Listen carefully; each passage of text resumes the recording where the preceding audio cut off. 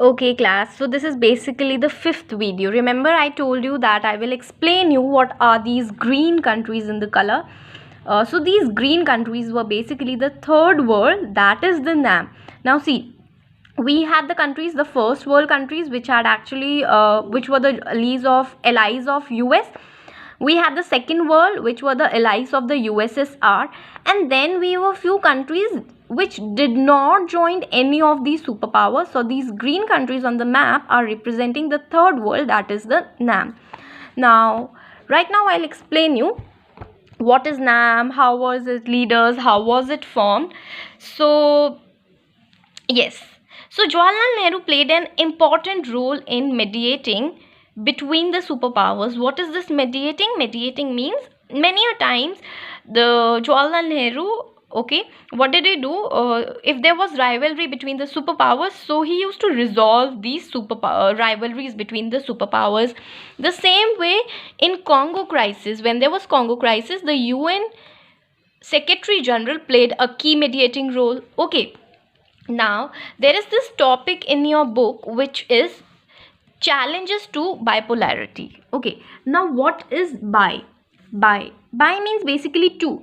Now why is this bipolarity called? We know the world was basically divided between the US and the USSR.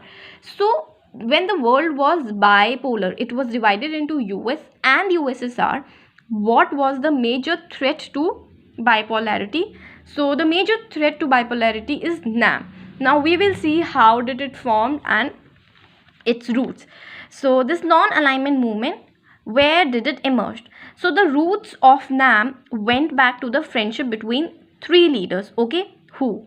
The country Yugoslavia, India and Egypt, okay, and its leaders. For Yugoslavia there was Joseph Broz Tito, India's Jawaharlal Nehru and Egypt's Gamal Abdel Nasser, who held a meeting in 1956. Okay, in this meeting, Indonesia Sukarno and Ghana's Kwame Nkrumah, they also basically strongly supported this meeting. So now it total became 5: Yugoslavia, India, Egypt, Indonesia and Ghana. Okay, together these 5 leaders came to be known as the 5 founders of NAM. Okay, these and two these they formed, they held a meeting, and initially the meeting was of 3 members and it was supported by Indonesia and Ghana. 5 members together formed NAM. Now the first non-alignment summit, that is the NAM summit, was held in Belgrade in 1961. This is an important question and could be asked for 1 mark. Now you might have this question that why was NAM formed? So basically it was the culmination of 3 factors. There were major 3 factors on which NAM was formed. Cooperation among these 5 countries. So see, we all know that India gained independence in 1947. Okay, so all of these countries who were members of NAM, they were actually those countries who got freedom from their colonial powers. Okay, now they were having this threat that if they are not joining any of the superpowers, they did not wanted to join because they just gained independence, and then what is the point of gaining independence if they are joining a ally? So their major question was how will they sustain and how will they proceed. So it was decided in the meeting that they will have cooperation among each other, so that none of the ally could forcefully ask them to be part of their ally. Okay, also to mediate growing Cold War tensions and its widening arenas. Secondly, their main activity was that जितना भी world cold war के time पे crisis चल रहा है या tension चल रहा है, उनको रिजॉल्व करने की, उसमें एज अ मीडिएटर बन के उस लड़ाई को सॉल्व करने की कोशिश करेंगे. The third thing was the dramatic entry of many newly decolonized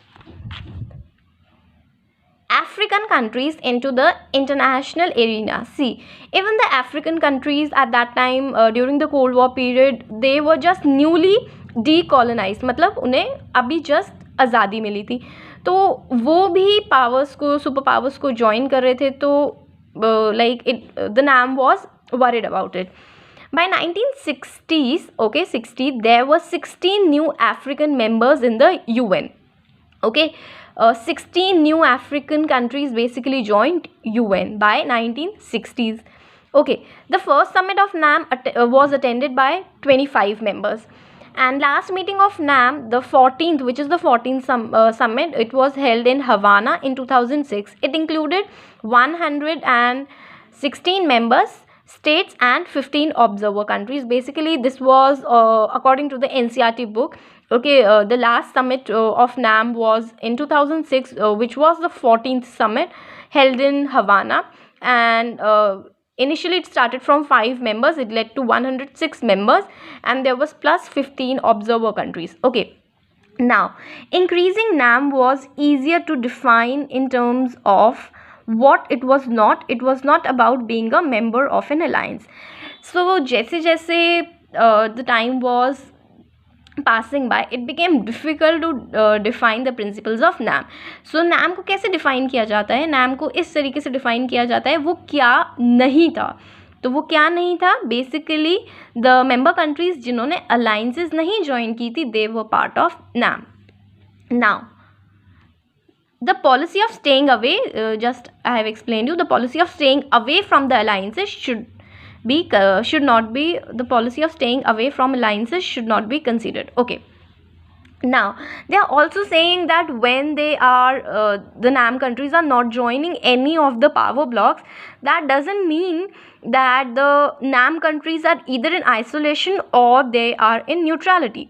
See, why we cannot say the NAM countries are in isolation? Because when we refer the word isolation, it means remaining aloof from world affairs. That is, they have actually separated themselves. Yeah, they are just what does isolation means? एक कोने में रहना where nobody is aware of you. Okay, you are not interacting with anyone. But this was not the case. NAM countries played an active role in mediating. हमने पीछे पढ़ा. तो जब NAM countries mediate कर रही थी सुपर पावर्स की tension, तो they were actually being part of the Cold War. So we can say that they were not in isolation. Now, how can we say that they were not in neutrality? See, since neutrality refers to a policy of staying out of war. Yes, we cannot say it neutrality, because neutrality का मतलब होता है आप war में हो ही नहीं और आप किसी भी या you are neutral, you are out of war and you are not supporting anything in the war. But we cannot say NAM countries as being neutral. Why? Because NAM countries worked to prevent war. If you are working to preventing a war, you are obviously indulging into it and try to end them. So we cannot say that the NAM countries were in isolation or in neutrality. Like, this doesn't mean that if they have not joined any of the alliances, they are in isolation or neutrality. This is also a very important question which is generally asked in the CBSE board. So I'm finishing this and wrapping up this video, and will meet you in the other video. Thank you.